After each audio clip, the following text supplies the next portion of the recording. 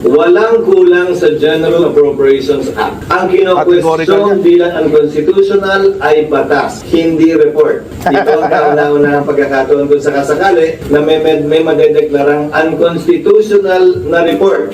Gusto ko yung sinabi na yun ni Cheese. So, promise, gusto ko yun. Ang bagay na tinatawag na unconstitutional ay batas, hindi report.